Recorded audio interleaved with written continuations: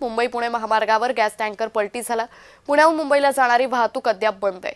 प्रोपोलिन gas गळती झाल्याने वाहतूक बंद करण्यात आली आहे। टँकर बाजूला करण्याचे काम युद्धपातळीवर सुरू आहे। अजून 2 ते 3 तास पुणे मुंबई लेन बंद राहणार अशी माहिती आहे।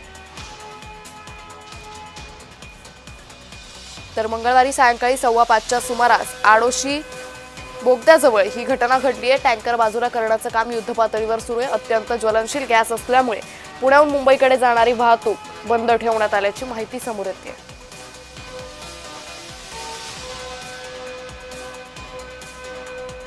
या संदर्भात अधिक माहिती घेऊयात आमच्या प्रतिनिधी सारिका सावंत यांच्याकडून। सारिका, मुंबई पुणे महामार्गावर हा गॅस टँकर पलटी झाला, काय अधिक अपडेट? अंकिता, अजूनही गॅस टँकरचा जो वॉल आहे तो बदलण्यात आलेला नाहीये। एनडीआरएफ टीम आणि केमिकल एक्सपर्ट टीम घटनास्थळी हजर आहेत आणि काल रात्रीपासूनच त्या गॅस टँकरच्या वॉलचं बदलण्याचं काम चालू आहे, पण अजूनही त्यांना यश आलेलं नाहीये। काल संध्याकाळी 5:15 वाजता हा अपघात झालेला आहे आणि तिथपासून आतापर्यंत प्रवासी त्या ट्रॅफिक मध्ये अडकून राहिलेले आहेत।